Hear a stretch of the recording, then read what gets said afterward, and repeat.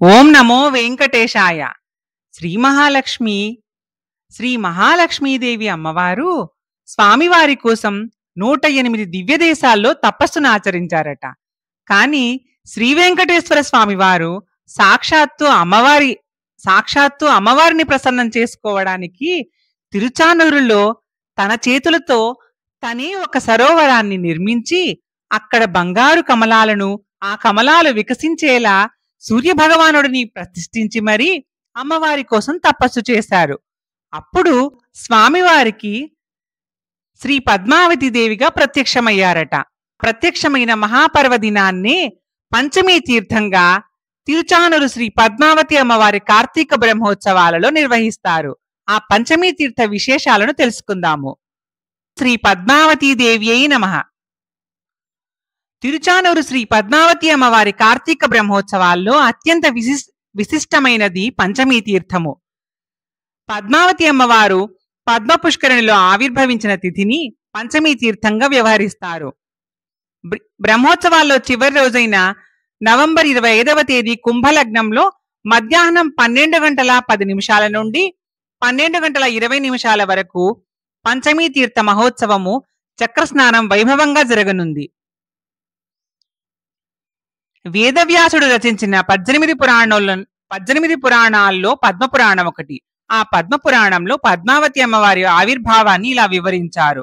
వైకుంఠలోకములో శ్రీ వెంకటేశ్వర స్వామి వారు శయనించి ఉండగా యజ్ఞానికి ఫలితమిచ్చే దైవం కోసం సప్తఋషులు వెతుకుతూ వచ్చారట. స్వామివారు యోగనిద్రలో ఉండి భృగు మహర్షిని చూడలేదు. కోపించిన భృగు మహర్షి స్వామివారి వక్షస్థలంపై తన్నారు. స్వామివారి వక్షస్థలములో కొలువైన శ్రీ పద్మావతి అమ్మవారు ఆగ్రహం చెంది పాతాళలోకానికి వెళ్లిపోయారు. స్వామివారు కూడా అమ్మవారిని వెతుక్కుంటూ పాతాళలోకానికి వచ్చారు.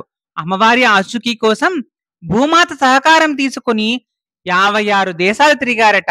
అగస్త్య మహాముని ప్రతిష్ఠించిన కొల్హాపూర్లోని శ్రీ పద్మావతి అమ్మవారిని దర్శించి పూజలు చేశారు.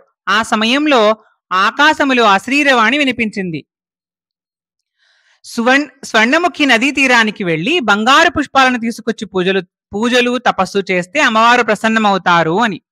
స్వామివారు స్వర్ణముఖి నదీ తీరానికి చేరుకుని కుంతలము అనే ఆయుధంతో పుష్కరిణిని తవ్వారు. వాయుదేవుణ్ణి పిలిచి ఇంద్రుని అనుమతితో స్వర్గలోకం నుంచి బంగారు పుష్పాలను తీసుకురావాలని ఆదేశించారు. స్వర్ణ కమలాలు వికసించేందుకు వైఖాన సాగమోక్తంగా శ్రీ సూర్యనారాయణ స్వామివారిని ప్రతిష్ఠించారు. స్వామివారు క్షీరాన్ని అంటే పాలను మాత్రమే ఆహారంగా తీసుకుని 12 సంవత్సరాల పాటు శ్రీమంత్ర జప తప అర్చన చేశారు. 13వ సంవత్సరం కార్తీక మాసములో శుక్లపక్షము ఉత్తరాషాఢ నక్షత్రంలో శుక్రవారం పంచమీ తిథి నాడు వాతావరణం ప్రసన్నమై సహస్రదళ బంగారు పద్మము నుంచి 4 చేతులతో పద్మాల వంటి కళ్లతో సకల దివ్యాభరణాలు, వస్త్రాలు, పుష్పాలతో పద్మావతి అమ్మవారు ఆవిర్భవించారు.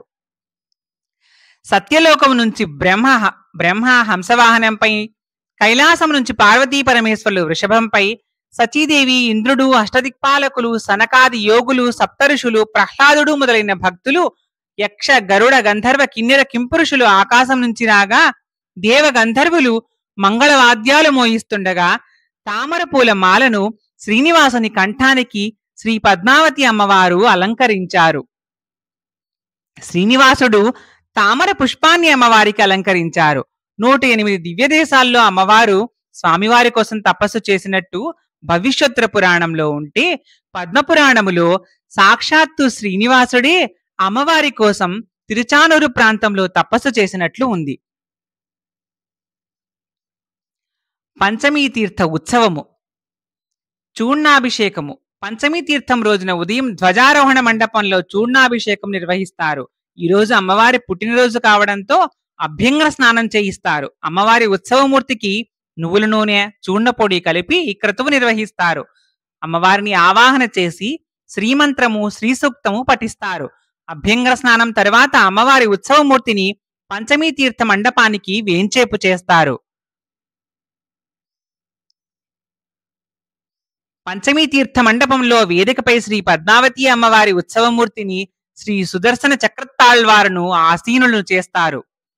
9 కలశాల్లో ఆవాహన చేసి అనుజ్ఞ స్వీకరిస్తారు. విశ్వక్సేనారాధన, పుణ్యాహవచనము, ఉపచారాలు సమర్పించి ఈ సమయంలో తిరుమల శ్రీవారి ఆలయం నుంచి వచ్చిన సారె, పసుపు కుంకుమ, చందనము, స్వామివారికి అలంకరించిన వస్త్రాలు, దివ్యమాలలు, దివ్యాభరణాలు, లడ్డు, వడ, అప్పము తదితర ప్రసాదాలను అమ్మవారికి సమర్పిస్తారు. తిరుమల శ్రీవారి ఆలయం నుంచి వచ్చిన సారె ముందుగా తిరుపతిలోని శ్రీ కోదండరామాలయము, శ్రీ గోవిందరాజస్వామి వారి ఆలయాల మర్యాదలు స్వీకరించి తిరుచానూరులోని పసుపు మండపం వద్దకు చేరుకుంటుంది.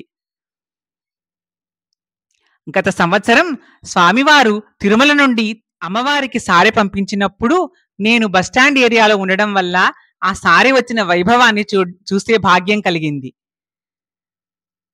అక్కడ తిరుచానూరు అమ్మవారి ఆలయ అధికారులు స్వాగతం పలికి మేళతాళాల మధ్య ఊరేగింపుగా పుష్కరిణి వద్దకు తీసుకుని వెళ్తారు. పసుపు మండపం నుంచి తిరుచానూరులోని శ్రీ పద్మావతి అమ్మవారి ఆలయం వద్ద గల పుష్కరిణి ఒడ్డున శ్రీరామస్తూపం ఉంది. 1970వ దశకంలో శ్రీమన్నారాయణ రామానుజీయర్ పెద్దజీయంలో రామహోమాదులు చేస్తూ 27 రోజులు రామాయణ పఠనము, హవనము నిర్వహించారు. అనంతరం శ్రీరామస్తూపంలో శ్రీరామకోటి పుస్తకాలను ఉంచి ప్రతిష్ఠ చేశారు. శ్రీ పద్మావతి శ్రీనివాసుల కృపా కటాక్షాలు మనందరి మీద ఉండాలని ప్రార్థిద్దాము. ఓం శ్రీ పద్మావతీ దేవ్యై నమః. ఓం నమో వెంకటేశాయ.